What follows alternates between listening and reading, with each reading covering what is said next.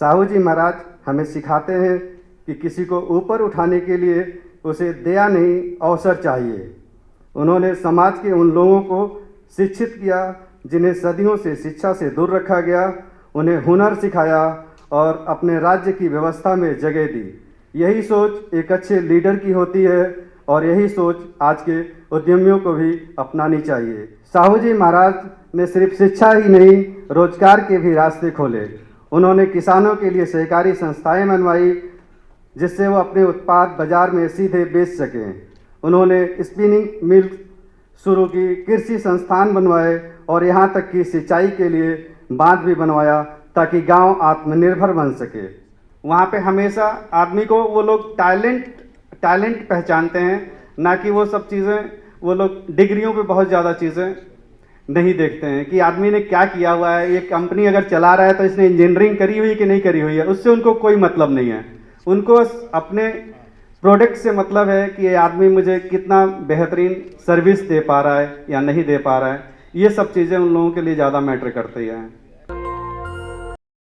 जरिया नहीं बल्कि वो सामाजिक परिवर्तन लाने का माध्यम भी बन सकता है।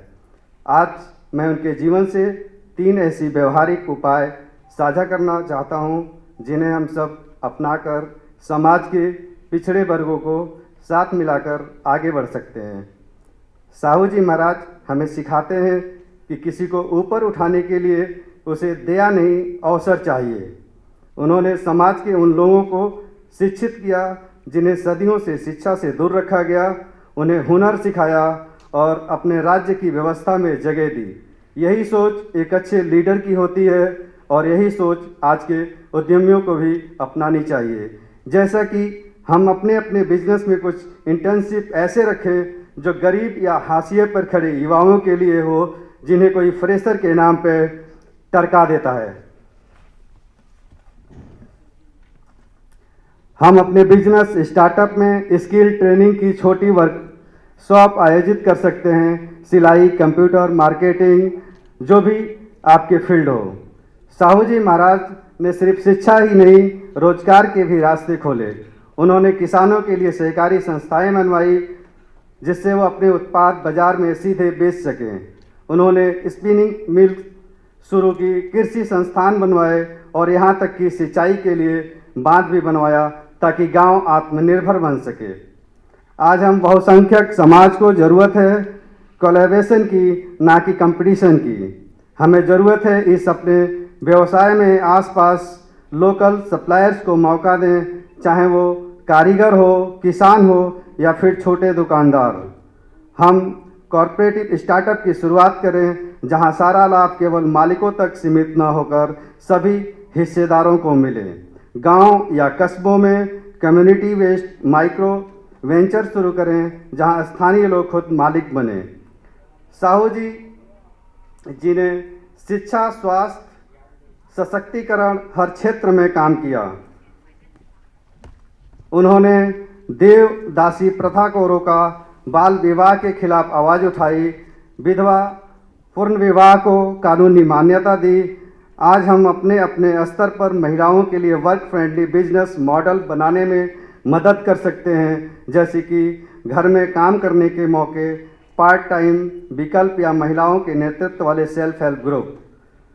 उनका सबसे बड़ा योगदान शायद ये था कि उन्होंने सामाजिक न्याय को सिर्फ एक विचार नहीं बल्कि एक नीति की तरह अपनाया, ताकि हर इंसान जिसे सदियों से दबाया गया हो उसे बराबरी का हक और सम्मान मिले। यही कारण है कि जब एक युवा भीमराव अंबेडकर उस शिक्षा की राह पर थे, तब साहू जी महाराज ने उनका मनोबल बढ़ाया और उन्हें आगे बढ़ने के लिए मंच दिया। उन्होंने सार्वजनिक रूप से कहा था कि अगर कोई दलितों का सच्चा नेता हो तो वह युवक भीमराव हैं। यह विश्वास था कि जिन्होंने डॉक्टर अंबेडकर को आगे चलकर करोड़ों लोगों की आवाज़ की ताकत दी। अंत में मैं यही कहना चाहूँगा कि साहू जी महाराज आज भले ही हमारे बीच नहीं हैं, लेकिन उनके विचार और प्रासंगिकता आज भी कायम है। सो अगर हम सक्षम हैं, हमारे पास पैसा है, ज्ञान है या फिर नेटवर्क है, तो हम उसका इस्तेमाल समाज को ऊपर उठाने में भी करें। अगर हम आज के समय में सच में समाज में बदलाव लाना चाहते हैं तो हमें भी अपने कार्यक्षेत्र में, चाहे वो व्यापार हो, शिक्षा हो, तकनीक या सेवा, उसमें एक साहू जी की सोच लानी होगी।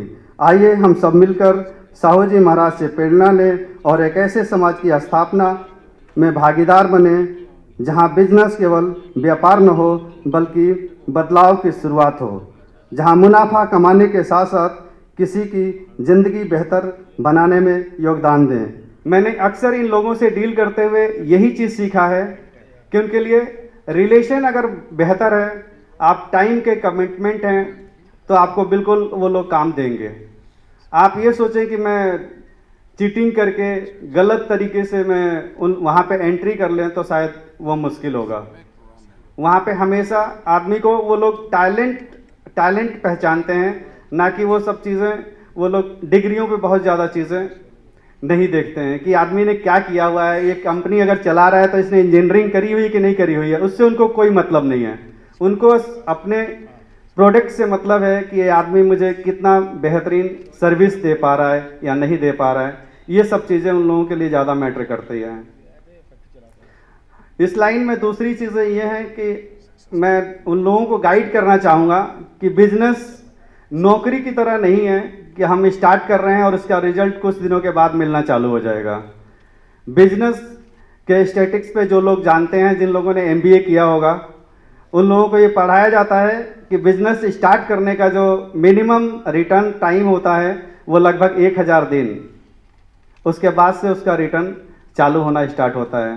तो इस पेशेंस के साथ आप लोग बिजनेस में आइए आप, और उसका रिटर्न जब आना चालू होगा तो मैं ये भी बताना चाहूँगा कि जब बिजनेस का रिटर्न चालू होता है तो 50 साल का इतिहास 1 महीने में चेंज हो जाता है।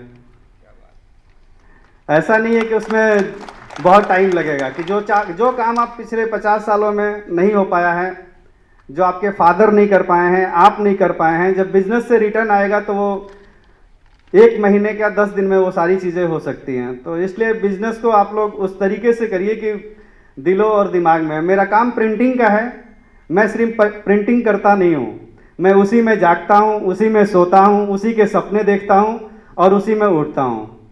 इसलिए शायद मुझे लगता है कि मैं वो ठीक से कर पाता हूँ कि जो भी किया जाए वो बिल्कुल दिलो दिमाग से किया जाए, ना कि एक काम की तरह, एक नौकरी की तरह, एक आवर्स की तरफ, एक प्रोडक्ट की तरह नहीं। वो उसे दिल से लगाव होना चाहिए, ऐसा मेरा मानना है।